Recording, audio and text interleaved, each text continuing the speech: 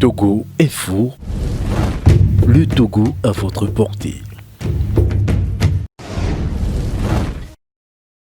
Les enseignants doivent, et les enseignants et la nouvelle équipe dirigeante de leur ministère, ils doivent se retrouver dans une posture de vision de sacrifice également, puisque ça en va dans leur intérêt, dans leur valorisation de relever ces défis-là. Puisque nous sommes au XXIe siècle et il doit être beaucoup plus question de la préoccupation sur le genre de citoyens que l'on prépare. Et non pas seulement de dispenser. L'heure de dispenser des cours, on ne doit plus se limiter à dispenser les cours. Mais il faut maintenant être dans la posture de préparer. C'est-à-dire que quelle tête est-ce que les enseignants préparent? Il est question maintenant de préparer des têtes et non pas seulement de dispenser des cours. Et maintenant préparer des têtes dans quelles conditions? Ça veut dire que la tâche, elle est grande. Alors moi je pense que ce n'est pas la quête des intérêts personnels, les mouvements d'humeur, des rivalités, parce que vous savez, nous les Africains, nous aimons trop ça, des stériles rivalités. Non, il faut faire bas la terre.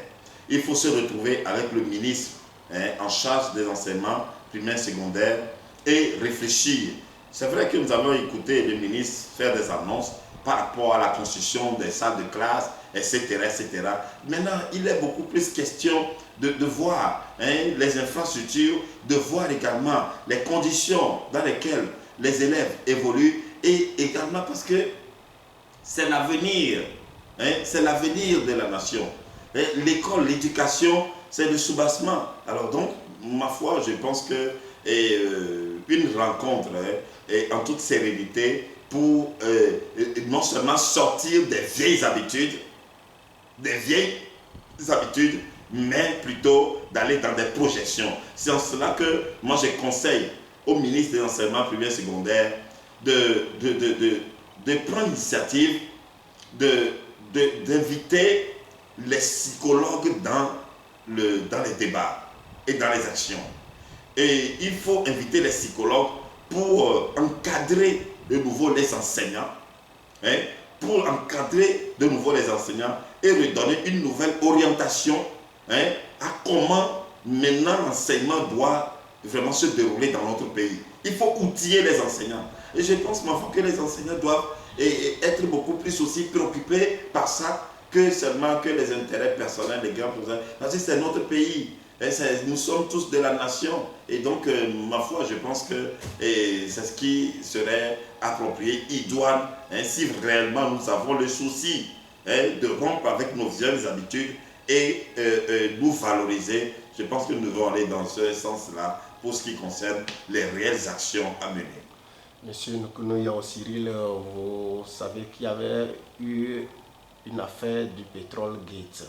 Cette affaire est passée par le tribunal du premier instant de Lomé et que le journaliste Ferdinand Haïté, son journal Alternative, a été condamné à coût de 4 millions de francs CFA et que de même côté, il a fait interjeter l'appel. Et que après s'en interjeter, il a fait l'appel au niveau de la cour d'appel. Après la cour d'appel qui annonce maintenant le procès sur le 11 février prochain. Quelle analyse vous en faites? Non, d'abord, permettez-moi de saluer les journalistes que nous avons toujours considérés comme étant un quatrième pouvoir, mais des événements malheureux, des événements de dénigrement qui reviennent fait croire que les journalistes n'ont pas d'importance.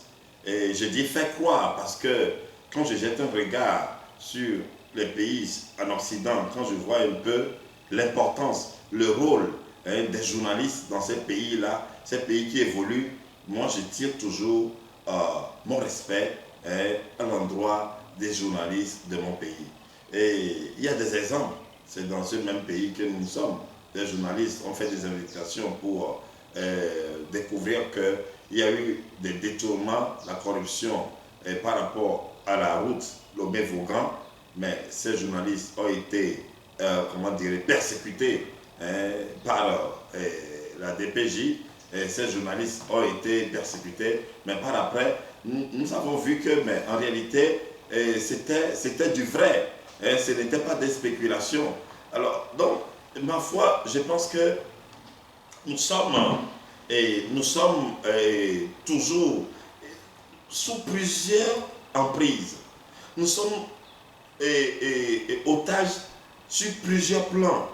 Et un pays ne peut pas évoluer lorsque la corruption est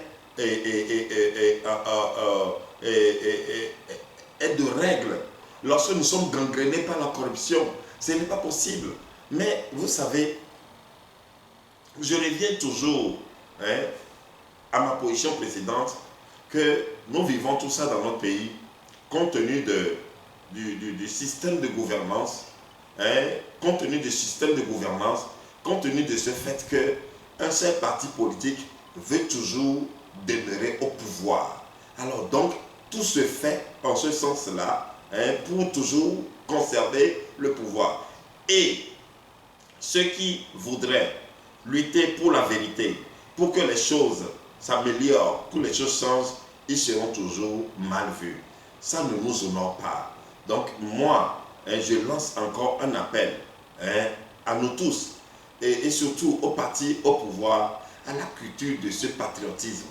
Nous devons cultiver le patriotisme, et ce patriotisme nous incombe la bonne gouvernance, la lutte contre la corruption, et de rompre avec les intimidations, les manipulations, etc. Nous devons arrêter